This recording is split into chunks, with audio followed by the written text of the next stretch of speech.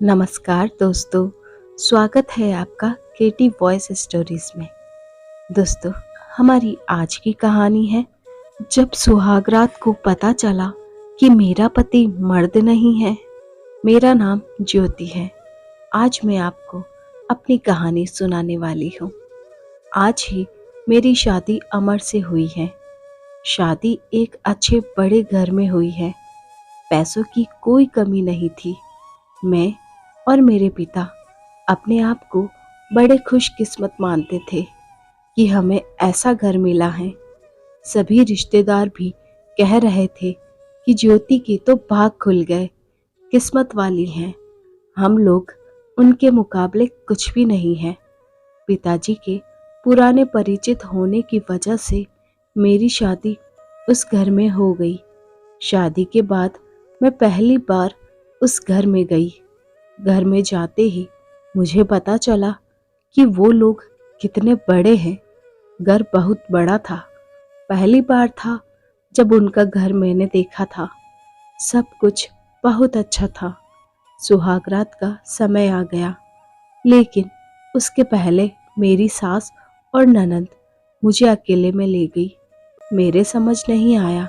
मुझे लगा कुछ बात करनी होगी। उनके चेहरे उतरे हुए और डरे हुए थे, जैसे कि कोई बात वो मुझसे करना चाहते हो। मैंने उन्हें पूछा, क्या हुआ? आप दोनों इतने डरे हुए क्यों हो? मेरी सास बोली, बेटा, हम तुम्हें कुछ बताना चाहते हैं, लेकिन तुम यह सुनकर हिम्मत रखना। साथ ही मेरी ननद भी बोली कि अब हम जो तुम्हें बताने वाले हैं वो बात हम तीनों के बीच में ही रखना। यह बड़ा घर है, यहाँ बात फैलते ज्यादा समय नहीं लगता, और वो बात सबके सामने आ गई तो हमारे घर की इज्जत मिट्टी में मिल जाएगी। अब तुम इस घर की बहू और तुम्हें इस घर का मान रखना होगा। उनकी बातें सुनकर मैं सच में थोड़ा डर गई। मुझे समझ नहीं आ रहा था कि वो लोग क्या बोलना चाह रहे हैं। मैंने कहा, आप बताएं, मुझे क्या बात है? मेरी सास बोली कि बहू, मेरा बेटा मर्द नहीं है। उनकी यह बात सुनकर मेरे होश उड़ गए। उन्होंने कहा कि मैं जानती हूँ कि तुम सोच रही होगी कि फिर हमने तुम्हें क्यों फंसाया, लेकिन हमारी भी मजबूरी है। हम यह बात ऐसे बता नहीं सकते थे, वरना सभी को पता चल जाएगी। मेरा बेटा रात में अक्सर बाथरूम में ही रहता है। पता नहीं वहाँ क्या करता है। जब भी उससे पूछो तो यही कहता है कि उसका पेट खराब है। कमरे में जाने के पहले अपने पति के लिए यह बातें सुनकर मुझे समझ नहीं आ रहा था कि मैं क्या करूं। मेरी ननद कहती हैं कि तुम मुझसे बात करना, थोड़ा समय उसके साथ बिताओ, फिर उससे खुलकर बात करो। अगर कुछ हो सकता है तो हम ज़रूर करेंगे। हम तुम्हारे साथ हैं, तुम्हें अकेला नहीं छोड़ेंगे।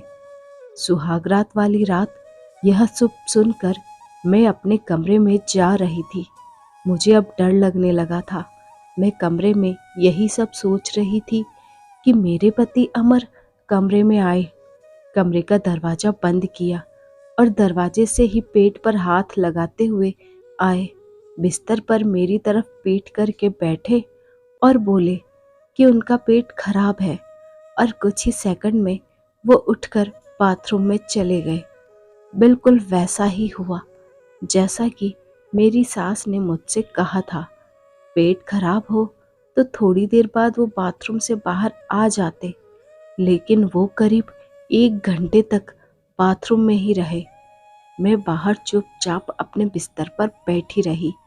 उन्हें मैंने आवाज भी नहीं दी। बस यही सब सोचते सोचते मैं बिस्तर पर लेट गई। करीब 2 घंटे बाद वो बाथरूम से निकले। मेरा अब उनसे बात करने का मन ही नहीं था। मुझे लगा कि मेरे साथ धोखा किया गया। वो भी चुपचाप अपने बिस्तर के साइड पर जाकर सो गए। सुबह मैं अपने आप को खुशकिस्मत मान रही थी और रात होते होते अपनी किस्मत को कोसने लगी। सुबह मैं जल्दी उठी और बाथरूम में गई। बाथरूम में जैसे ही गई मेरे होश उड़ गए, क्योंकि बाथरूम में एक नई नाइटी थी, साथ ही मेकअप का सामान।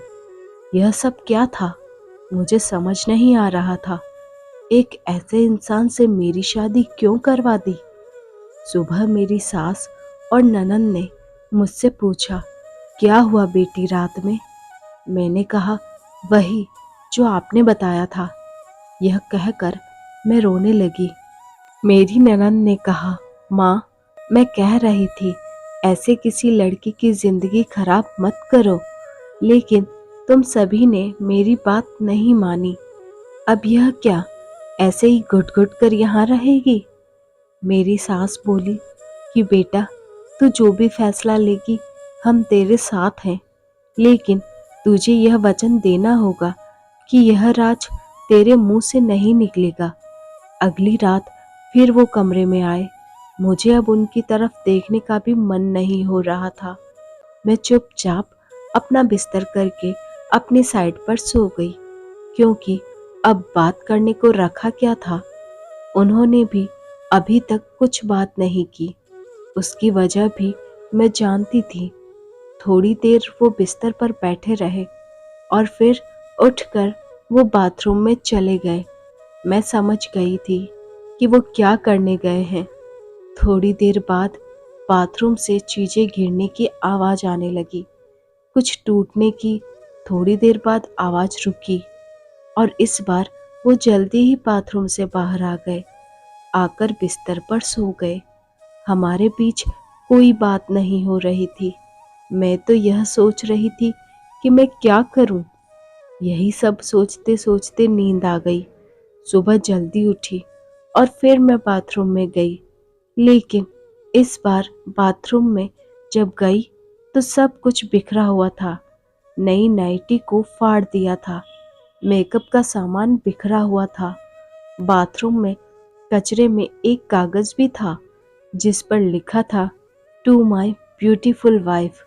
मेरे मन में अब शक आया कि यह सामान और कपड़े कहीं मेरे लिए तो इन्होंने नहीं रखे। लेकिन फिर मैंने सोचा कि मेरी सास और ननंद मुझसे झूठ क्यों बोलेगी। अभी मैंने उनसे कुछ बात नहीं की। सुबह मेरी सास और ननंद फिर मुझसे सहानुभूति जता रही थी। मुझे उनकी बातों से लगा कि वो चाहती हैं कि मैं अमर को छोड़कर इस घर से चली जाऊं। मुझे अब मेरी सास और ननद पर शक हुआ। मैंने घर की पुरानी नौकरानी से बात की। मैंने बातों बातों में उससे पूछा कि अमर कैसे हैं। वो बोली कि वो तो बहुत सीधे हैं। उनकी माँ और बहन तो चाहती थी कि उनकी शादी उनके बहन के पति के रिश्तेदार से हो। बहन और माँ तो बहुत कोशिश की, लेकिन उनके पिता नहीं माने और उनके दोस्त के परिचित यानी आपसे शादी करवा दी। वो दोनों तो आपकी शादी के खिलाफ थे। कई दिनों तक घर में विवाद भी होता था, लेकिन तुम्हारे पति अमर ने कहा कि पापा जो बोले वही करते हैं। मुझे अब पता चल गया था कि मेरी सास और ननंद मुझे क्यों भगाना चाहते थे। इसलिए उन्होंने मुझसे झूठ कहा था। उन्होंने शायद अमर को कुछ कहा होगा। रात अब मैं अमर से बात करने का इंतजार कर रही थी। वो कमरे में आए तो उनका मुंह तो उतरा हुआ था। यह पहली बार था जब मैं उनसे बात करने वाली थी। उनके आते ही मैंने कहा, आप मुझसे कुछ बात करना चाहते हैं? वो बोले, अब बात करने को रखा क्या है? पापा का विश्वास था कि वो घर अच्छा है, इसलिए मैंने माँ और बहन की ना सुनकर तुमसे शादी की और तुमने सच छिपाया। मैंने बोला, क्या सच? सच कि तुम मुझसे शादी नहीं करना चाहती थी। तुम्हारी जिंदगी में अभी भी कोई और है। यह बात तुमने ही तो माँ को बताई थी। घर की इज्जत और पापा के कारण मैं चुप हूँ, कुछ कदम नहीं उठा रहा। और मैंने भी देख लिया, सुहाग रात जिंदगी में बहुत स्पेशल होती है, लेकिन मेरे बाथरूम में 2 घंटे रहने पर भी तुम्हें फर्क नहीं पड़ा। माँ ने सही कहा था कि तुम आवाज भी नहीं दोगी, बात भी नहीं करोगी। मैंने बोला, बाथरूम में रुकने को उन्होंने कहा था और वो कपड़े और मेकअप वो मेरी बहन ने रखा था। कहा था पहली रात का गिफ्ट है, तुम्हारे लिए बाथरूम में रखा था।